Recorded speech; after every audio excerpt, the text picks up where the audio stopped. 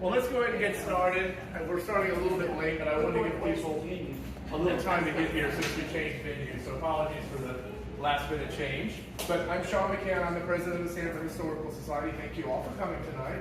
Summer is officially here. It's very hot. I was just outside running around trying to tell people where to come, and it's very hot. So since we're in the month of May and Mother's Day, our theme is going to be about, you see right here, Marie Francis, who was a midwife here in Sanford, who delivered a whole lot of babies. So we'll talk about her a little later, but first of all, let's get through some just general notes and some things. Can I get somebody to first and second the approval of the meetings and prior meeting minutes? I've moved that the minutes be accepted as written. Thank you. Can I get a second, please? Thank you very much. Thank you. So approved. Also now, Jennifer, can you give us our treasurer's report? Absolutely. In our CD account, we have $20,235.10. Our checking account is $29,356.51. Savings account is $4,292.52.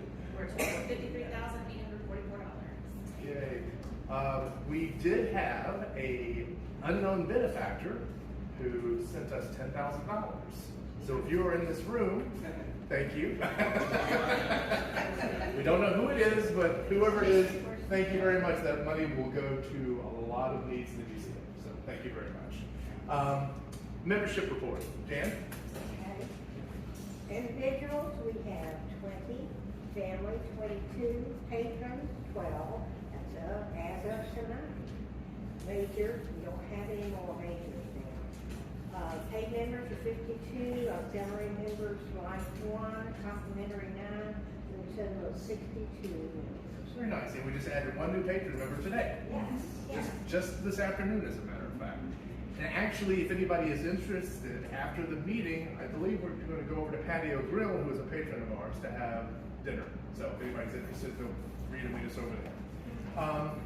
Social media. Amber. I'll come up here so you guys know how to work next. Most of our posts this past month were all about the barroom challenge, which I'm sure you'll get those results. And I'm going to say that. Yeah. But yes, we did our Patron's Choice where people voted online, and that's how one of our winners was determined. And other than that, so we did have this majority of our posts were all about that fundraiser. And I did a post that was sharing a newsletter article from 1979 about the Upsala Swedish Cemetery and a cleanup effort that is going on now, which actually was the update. They're cleaning it up, right? They have a couple of their core people that are working on it to make sure it's safe before they have volunteers come out. Yeah. Okay, that's great. I actually saw a truck pull in today with like a big flatbed on it and people haul out debris. But anyway, that post had been seen by more than 8,000 people. It just kept getting shared and shared and shared, and lots of comments on it, and that's the kind of thing that generates a lot of interest and gets our page seen by more people. I also wanted to share that if you have a birthday coming up, you could do a birthday fundraiser on our page, where the money that's raised would go directly to the Historical Society, which automatically goes into the account. And somebody named Sean this past month who did a birthday fundraiser brought in $225 just by setting up and saying, hey, it's my birthday. I actually had friends. That's weird. I wasn't expecting that. And then I know. And we had another person, a name you guys might recognize, but Charlie C. Carlson III did a birthday fundraiser, and he brought in $110. Wow. So just as a little reminder, if you have a birthday, you can easily do that on your birthday. Facebook will actually give you a little reminder. Do you want to raise money for your birthday? Just choose a nonprofit. Find us on there. We're registered as a nonprofit, and share it with your friends and see what they do. Our newsletter was also on time again, so I want to thank everybody who contributed. And you may notice that we don't have a recipe in it this time, but we're happy to always share a recipe if anybody has something they want to share with us. And there will be a recipe in this next month's issue about our town's founder, right? Yeah. So anyway, that's my update. Thank you. Yeah, I'm used to giving money to friends, not having friends give me money. We have a lot of money for Henry Sanders' birthday. Yeah, sure. So, all right, cool. Thank you very much. While we're on the topic of cemetery cleaning, Jennifer, why don't you tell us about what you've got going on this weekend with your group? We will be at the Sanford cemeteries on Saturday from 8 o'clock until noon-ish. We're going to be placing flags on all of our veterans' graves for Memorial Day. So please come out and help. Bring your family. Very simple. No hard work is needed. And then we actually have, I think we're up to 31 headstones for veterans that we have gotten ordered in that I will be placing on Saturday as well. So they were putting headstones down where there are no headstones currently. Correct. Which is a wonderful project. So if anybody can help, they're out there this Saturday at 8 a.m. Yep. So even if you just can put the flags down, that's half of that right there. Absolutely. So. We have more than 930 veterans, so. I've been out there Give it a done it.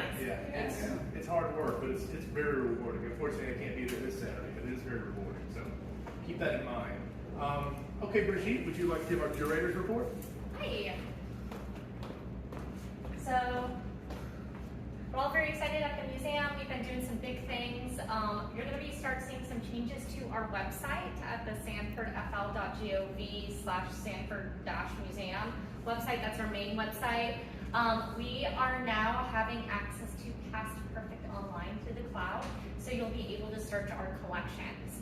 Now, one of the things is a lot of them don't have images yet. That will probably eventually we'll find an intern or somebody to help take pictures of our collection. That's all thanks to mainly our mayor for getting a grant for us to help kind of make our website more into the 21st century, making it easier for researchers to kind of research what we have within our collection. The other thing that we're getting as well is a virtual tour. So hopefully by the end of the year, you'll be able to see a lovely virtual tour of the museum that will have like little hotspots that you can click and find out more information about the artifacts that we have within our collection. So all those are really big and we're pretty excited about it.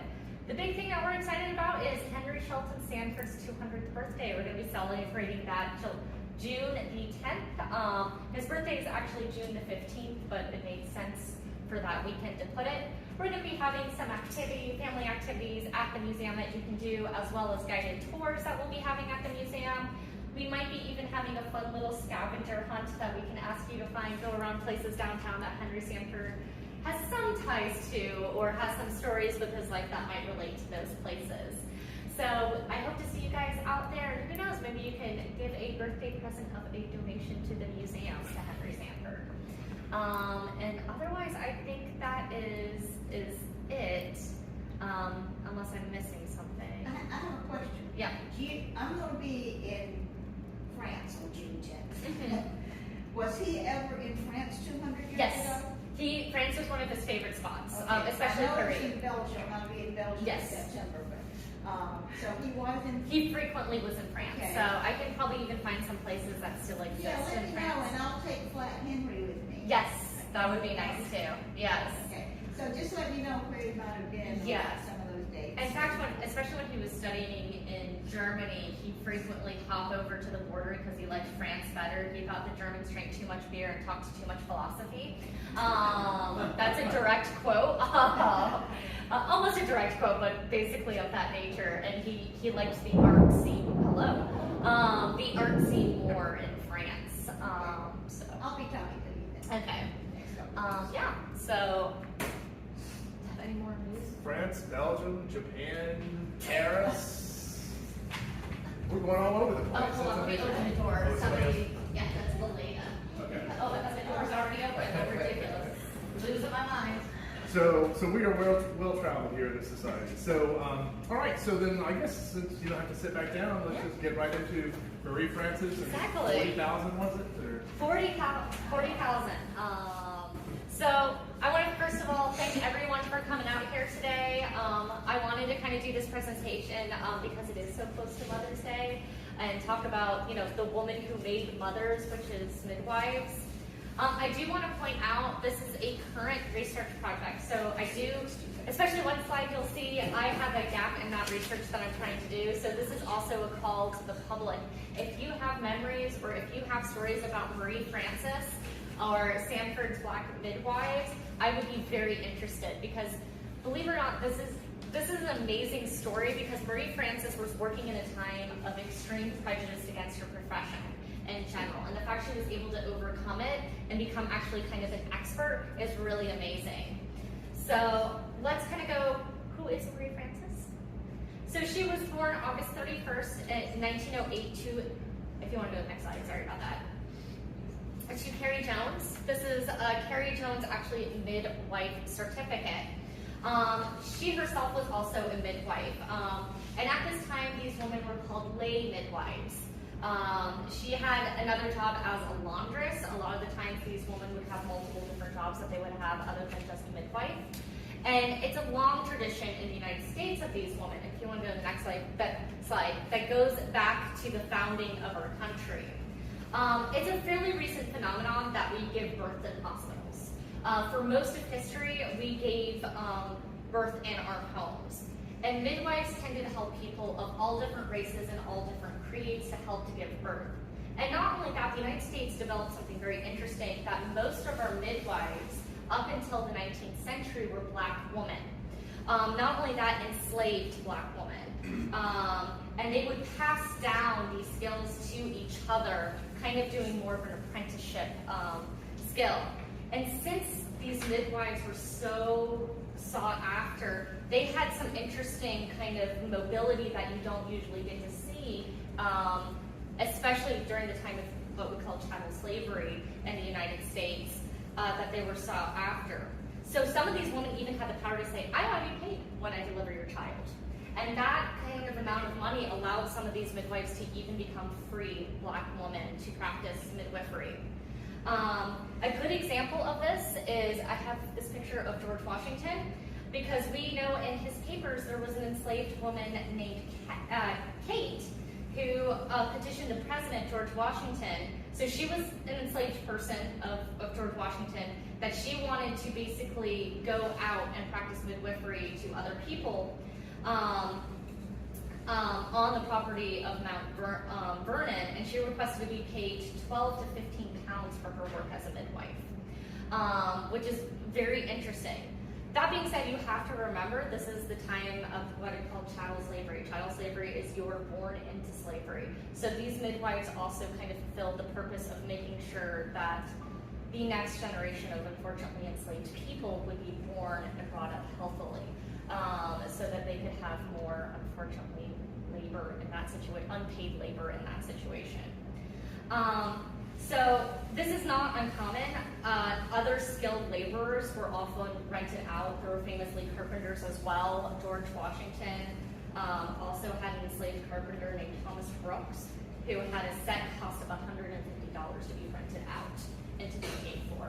So I kind of wanted to talk about this interesting kind of dynamic that we have with somebody who is enslaved, but also trying to find ways to get money, and how these Black women with their education were able to kind of go through these different ways. They weren't tied to the plantation or tied to their master. They were tied to their master, but not in the sense of physically. And because of that, they were able to journey outside to various different other places and almost become genealogists. These women would know who was born to whom, even when in sad cases these families were forcibly split up due to the institution of slavery. So these women were also kind of almost pseudo-genealogists in a sense as well. And after emancipation, this system still continued without enslavement. So these women were still being taught through an oral folkloric tradition, an apprentice tradition, and they were called, quote, granny midwives. And they were especially important in rural communities where there were no hospitals anywhere around, and that these women were employed to help. And Carrie Jones is kind of an example of one of these granny midwives within the Sanford area. So if we want to go to slide 4. So I'm going to talk a little bit about Sarasota, which is not a whole lot, and you're maybe wondering why we have no picture. It's because I wasn't able to find too much about it, and I'll explain why in a second. So she actually did not originally want to become a midwife. She did become a midwife until I believe she was in her 40s. She had a successful life in Sarasota. She moved there, apparently had a restaurant. Now I contacted the Sarasota Historical Society, and they are right now moving buildings. So they're like, we cannot help you with any research requests. So we then contacted Manatee County. I contacted all these people, and everybody was trying their hardest, but it was like, oh shoot, I can't find the documents because they're over, with the Sarasota historical thing. So hopefully I will have something with this slide, because I want to know about this successful restaurant business that she had with her husband.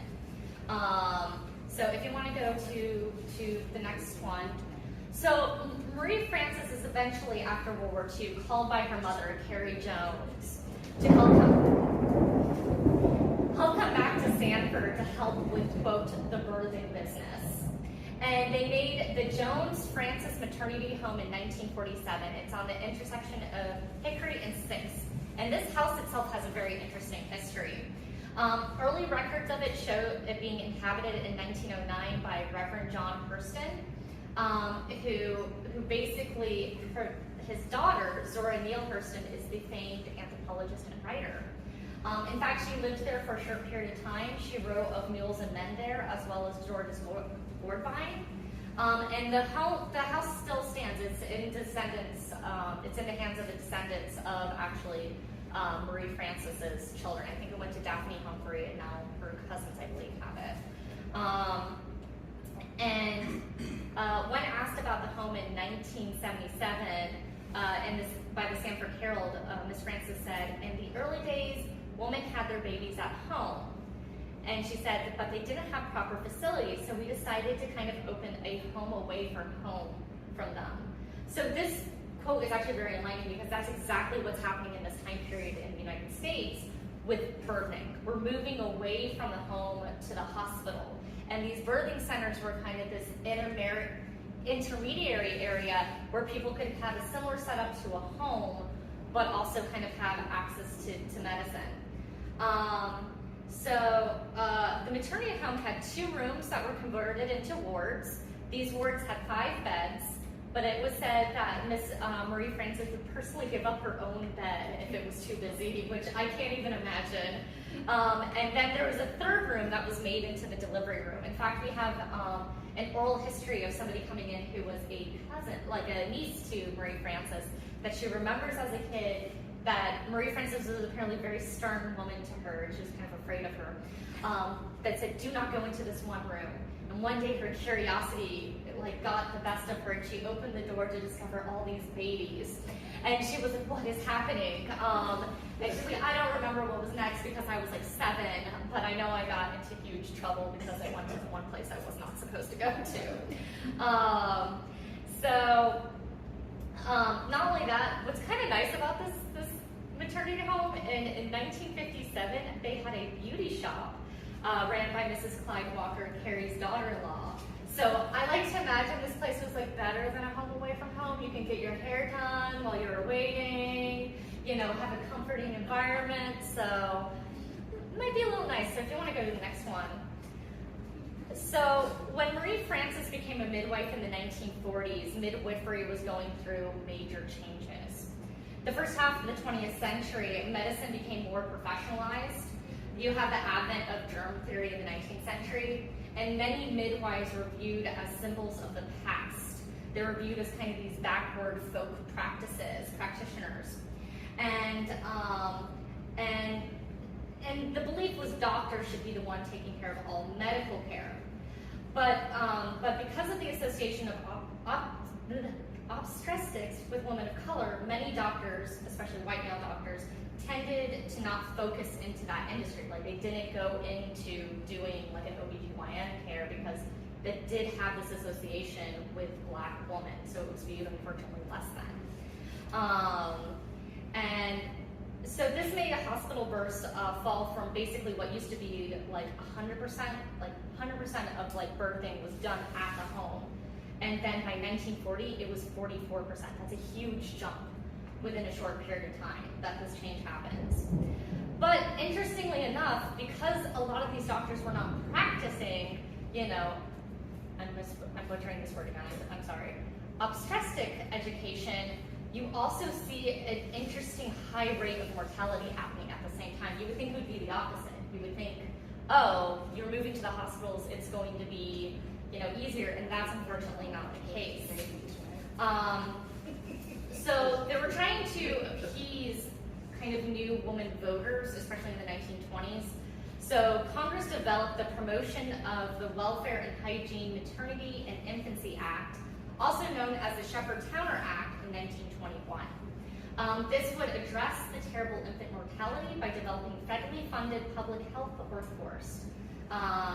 So they adopted a new set and basically were trying to teach Black women on how to do what was the proper way to take care of midwifery. Unfortunately, a lot of the language that was used had a lot of undertone of racism, unfortunately.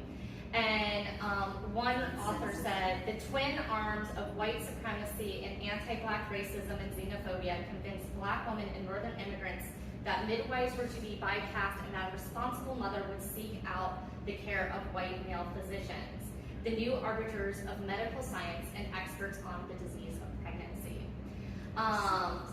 And so in 1933, the White House Conference on Child Health Protection, Fetal, Newborn and Maternity and Morality and Morbidity report, which is a phrase to say, demonstrated the link between poor aseptic practice, excessive operative deliveries, and high maternal mortality.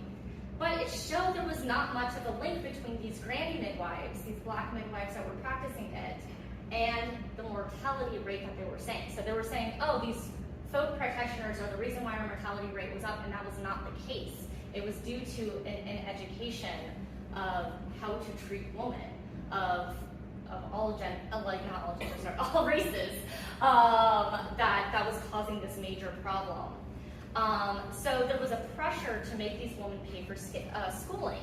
So these are actually 2 certificates. So when her mother says, I need help with the birthing practice, that's because all these new laws are coming to do all these new licenses. And so she asked her daughter to help her out with that. And Marie Frances was one of these women. So if you want to go to the next slide. She quickly kind of realized what processes that she needed to do to be respected within this, not only as a midwife, but as someone with these new laws that were happening. The Children's Bureau, a government organization that partners with federal, state, tribal, and local agencies to improve the well-being of children and families, sent Marie Frances to Florida A&M University for her special nurse license. She graduated in 1946.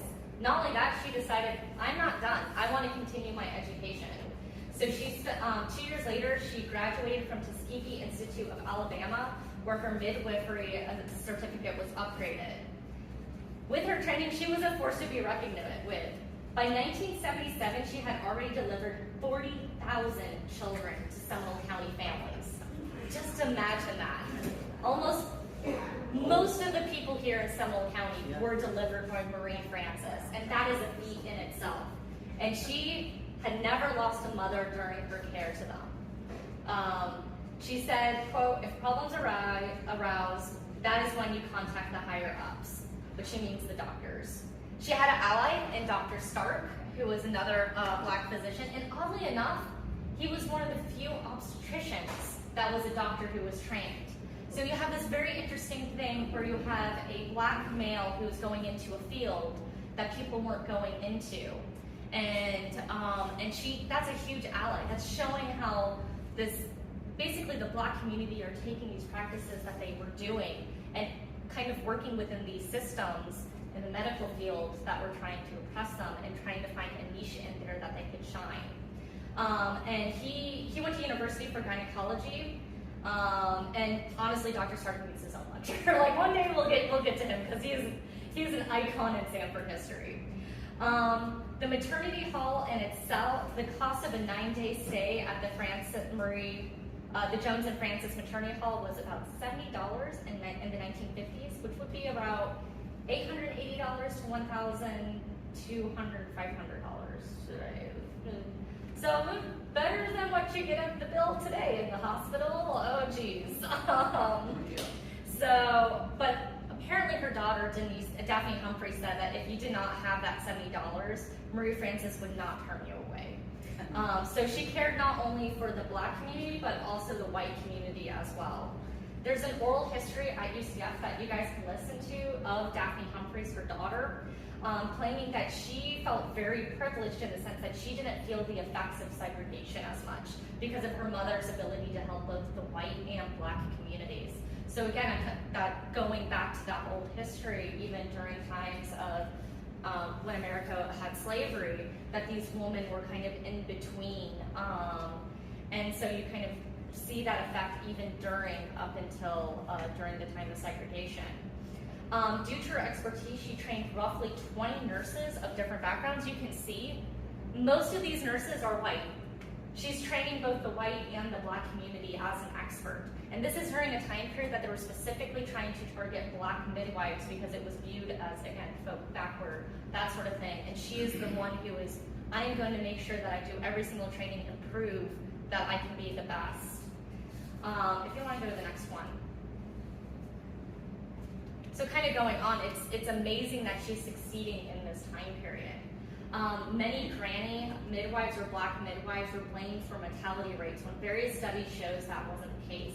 In fact, one 1930 study in Alabama found maternal and infant mortality rates for Black women attended by midwives were actually lower than for white women attended by physicians.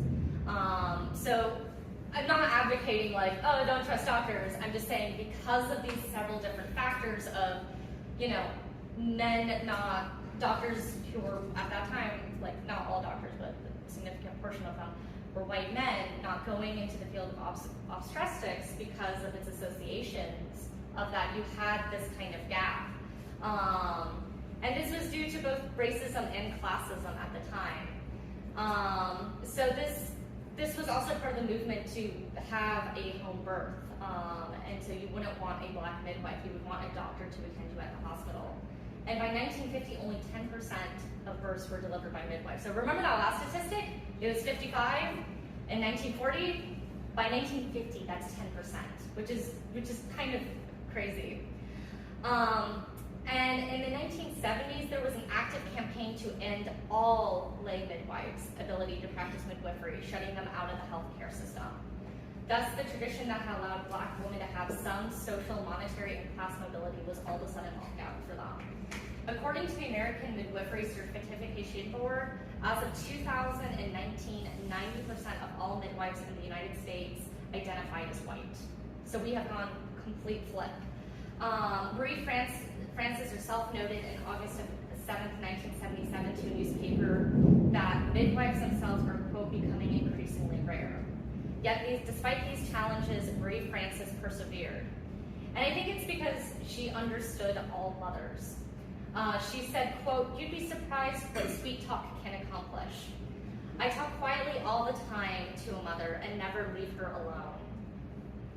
Due to this, she was awarded by the Kiwanis Club of Sanford Service the Mankind Award in 1977.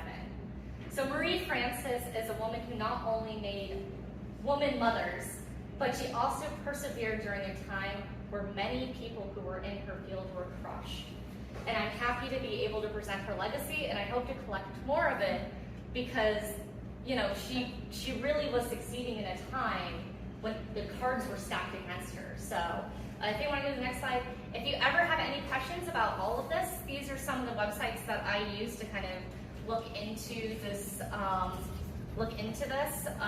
And there's also a very good Vox, like 6-minute documentary that talks about this. Not in the case of Marie Francis, but talking about how you had this movement to kind of eradicate Black midwifery in the United States and kind of go for a more clinical thing. And it's very complicated because there are some truths for it. Like, we want educated people, but I think there is a system that you could do, which Marie Francis was showing of, you can still get those certificates and still get that education. And if those resources were provided to other midwives, especially these lay midwives, I think it would be, you know, we would have had a different story than what we see today, where the profession has been completely flipped. And there is a movement to actually help, especially like Black nurses who are interested in midwifery, to kind of go back into that system again. So, any questions? Yes? 40,000 is a lot. Yes. Is there a record or a law, or like where did that number come from? So that number comes from, she actually meticulously recorded it in a book. And that book, I would love to see. We know of its existence because her daughter, Daphne Humphreys, took a picture of the front and the front page to show that it exists to UCF, and you can look at that.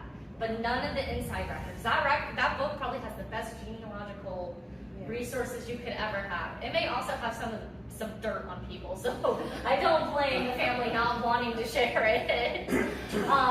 So we don't know where that book is today. I'm hoping it's still with the family, but we know as of, I think that was like 2003, the book was still in existence. I don't know as of today, so this is my plea. If anyone from Marie Francis's family would like a book digitized, we'll be happy to help you out. We just want to know that it is safe and alive. Yes.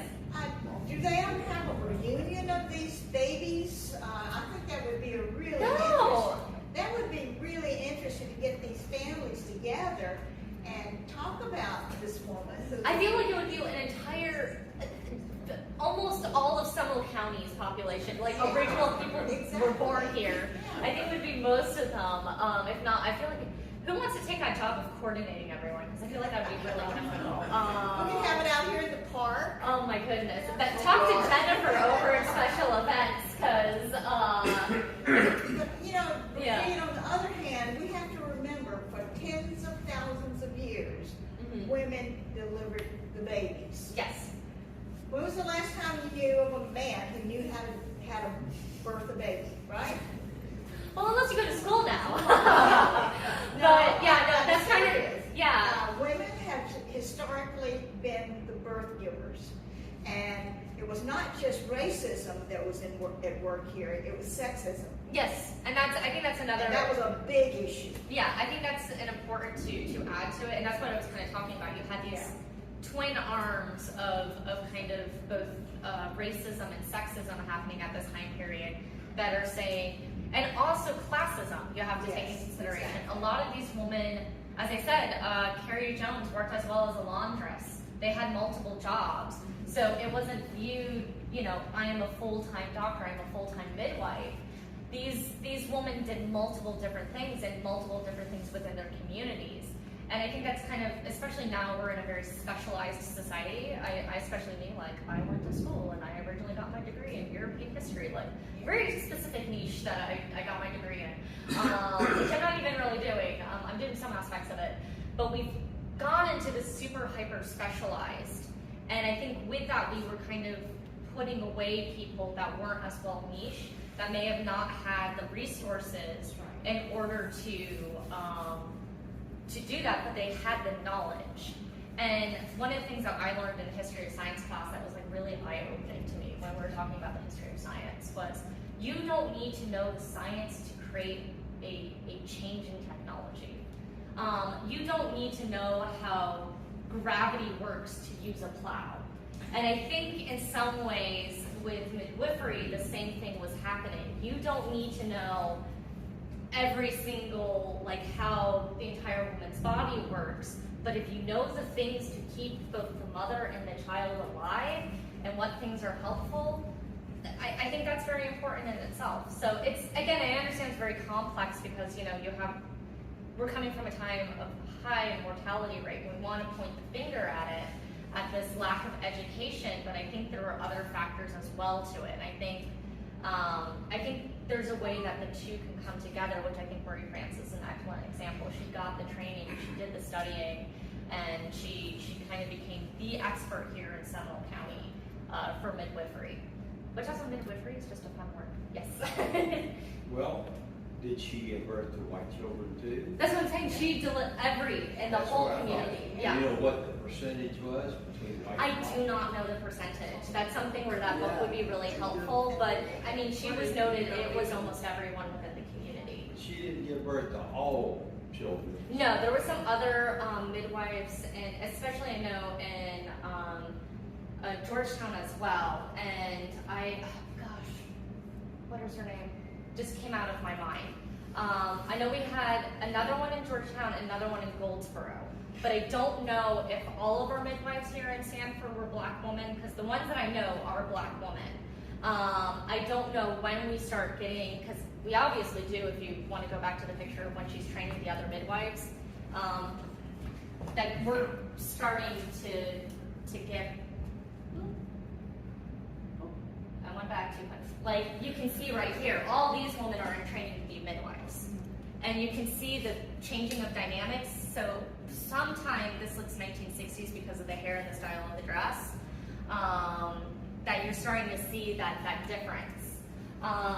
So I don't know, one of the things that hasn't been reported to me, and I don't know if it's because of statistics I would want to find out is, were maternity homes, like the one like Francis and Jones, were mainly employed by Black women, and then you had the hospitals that were employed by white women, and when are you kind of getting these flips and changes with that? Or if, I don't know right now, like a white maternity home in sometime in the mid-century and earlier than the mid-century of the 20th century. I'm not sure if that makes sense. I'm being very specific here because I'm trying to formulate the best way to kind of say it. I don't know of a white-owned maternity home that's before, the modern contemporary era as kind of the best way that I can put it. Yeah. Well, I know my grandmother delivered my mother in her home, and she had a Black midwife to help her. Yeah. I don't know anything about it because when I was a kid, they didn't tell you nothing about this. It was just all a hush-hush thing. It just happened.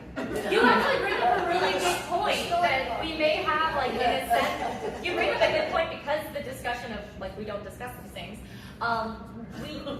That is the way that sometimes we may not know about these women and what they did. And I think it's really important because I think midwifery is an incredibly important skill. It's one that, as Carol was saying, that women have been doing for centuries as a way for them to have income, a way for them to have social stability, and one that historically was kind of, especially in the 20th century, persecuted, and now it's becoming, again, we're seeing it more and more important. Like, we're seeing now birth doulas, and we're starting to see another resurgence of kind of at-home births. I don't know how, people have many different feelings about that, and it's totally understandable. Do what's best and healthy and safe for you. I'm not a medical doctor, I don't advocate anything. But I'm just saying there's a historical tradition with some of this stuff. Yes. Ironically, today, I was in Sanford and I went by the Hurston house, and I met a man who was born there. He was walking along. I was taking pictures of the house, and he came along to say that he was born there. And earlier I was with the lady that I'd had lunch with, and during the lunch conversation, she says, I was born in the Hurston house. So after lunch, we went to the Hurston house and met the man, and then I come to the museum, and you're doing a talk on Marie Francis. Marie maybe just wants to be found today. She's kind of upset that Sarasota didn't help me. I don't know. But by the way, I did get to see, to talk to Daphne when she was alive and interview her. Yeah. And I saw the book. You saw the book, okay. I saw the book. I held the book, but I was cautioned, don't open the book. I begged her, can we just take pictures of the pages? Never, not as long as I'm alive. So I know that her niece now owns the home and probably has the book. Tomorrow I will be calling her. You would never believe it. Any generational change in attitude. Exactly. And I am also looking for this information about her restaurant in Sarasota. Because not only it's like you have a woman who becomes arguably one of the most important midwives in Seminole County, but she also apparently had this very successful restaurant business during segregation for the Black community. So I'm like, what's the story with the restaurant? I want to know what food she cooked. Did she cook that for the white, like the mothers that were giving birth? Like, I want to know. Between the beauty spot, maybe the home cooking, like it would have been nice to give birth there. I think I remember something about her cooking for the Ringley Museum. Yeah. Oh, wow. Yeah. Yes. Do you by chance know the name of the restaurant? No. Each article that I've read has always alluded to a successful restaurant business in Sarasota. Brigitte, I have a book that Dr. Rosalind Howard wrote about Newtown, which was a Black community similar to Goldsboro in Sarasota. You may remember Tony Major. He lived in Newtown, and Roz went down and did oral histories of the people who lived there. I've just kind of scanned it. So I'm going to go back tonight and look at it more carefully, and I'll bring it up and we'll go through it and see if there's anything about. Yeah, because that's the thing. It could be one of those cases where somebody says Sanford, and it means actually like Goldsboro. And I have the wrong information. information. I did find out, I was able to get something from Manatee County. They did have a city directory that she did live at one street address, but it wasn't her restaurant business. It was her personal residence with her children. So I do have confirmation that she lived in Sarasota other than just these newspaper articles talking about her past. And, Yes. one, I believe, correction. Yeah. But you know how. Oh, yeah, please do. One, you were talking about the house and how Zora's father Yeah. lived in the house. Yeah. Zora never lived in the house with Okay. her father. She lived in another house in Sanford and wrote Mules and Men. Okay. The famous thing about Zora and the house Yeah. is that her father had remarried and she had her fight with her mother-in-law in the house. It seems like Zora did not like Sanford, but was very productive in Sanford. You know, I always say that Eatonville was where Zora Yeah. lived, but when Zora came home, she came to Sanford. Yeah. So when when you talk about home, it's that place that you return to. Mm. And so in my estimation, from all I read about Zora, Yeah. Sanford was her heart home. Mm. So what, does anyone else have any other questions? There's a date on that picture. Oh, yes, there is. It's September 14th, and I can't see the year. I think that's September. Hold on, let me see. I can see it. Yeah, September 14th. Yeah, but it doesn't have the year. And that's that was from UCF. What? When was the picture of Dr. Stark taken? I cannot tell you because I believe you scanned that picture. Which right? one? The Dr. Stark? Yeah. Was that the one, the Herald from the? That's probably from the 70s. That's from our Herald collection, and they have this huge collection of headshots. And the dates I've been able to get are from the 70s to the 80s. I think I was able to find when they first used that headshot. I want to say it was the 70s. Wasn't his hospital or whatever on Sanford Avenue Yes. about 10th Street? It just got repainted. It used to say Stark Building, but it just got repainted. It's like a cream color. I want to say like the top my had a father had an automobile business right across the street, and I think that maybe that's where I heard me or have my dad. I might have met some, you know. Oh. Or they met at the same 7-Eleven because they're honey buns. You know, Christine Best worked with Dr. Starks as a nurse. Yes. And again, like Dr. Stark needs his own Yes, he does. presentation because he, as well as again, you have in Sanford these really interesting kind of people that were, even during the time of segregation, you had these people kind of being a voice for the black community in the white community, kind of telling them. And Dr. Stark especially is one of those people. And you see in the commission minutes as well, he's arguing, I think one I found interesting was like for a football field for grooms. Like things that are not doctor business, but he's doing it for the betterment of his community, but also just, he took care of anyone. I mean, there's stories about if you couldn't pay for your doctor visit, if you gave him a chicken, he'd be happy. He took care of everyone was, from what I've heard, with a lot of kindness and care and compassion. Did he take care of the Moors? Yes. The Moors Yes. when they brought them over here? Yeah, so she's mentioning about the civil rights activists that were horrifically killed on Christmas. They lived in Mims.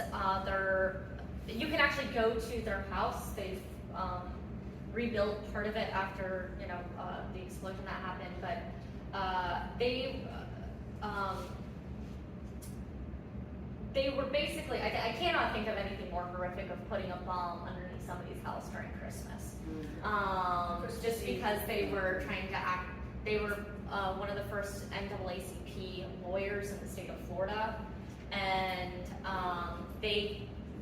we believe the reason, we don't know for sure, that they were driven to Sanford was because they could find a doctor that would take care of them. There was no hospital over near Mims that would take them because they were black. So they came to Sanford and Dr. Stark. And Dr. Stark. So sometimes the problem is people will see the death of them as in Sanford, and it's like, no, they came to Sanford because that was the only place that would take them.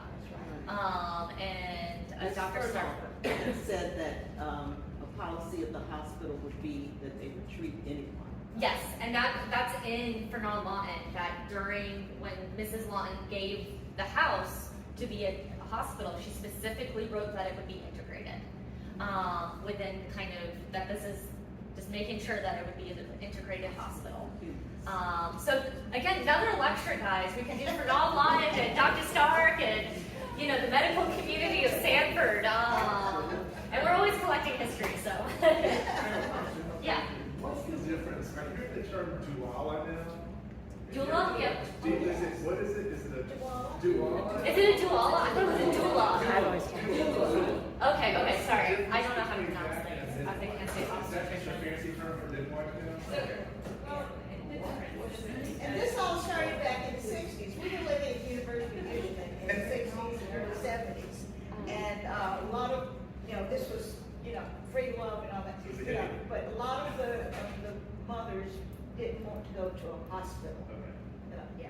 I was offered, I gave birth a couple years ago, so I was offered a doula, and in the modern terms, it was explained to me that a doula doesn't do the birthing process, but is like your advocate. Yes. So they're like, if you're on the table and the doctors aren't doing something and you need help and something, the doula's there.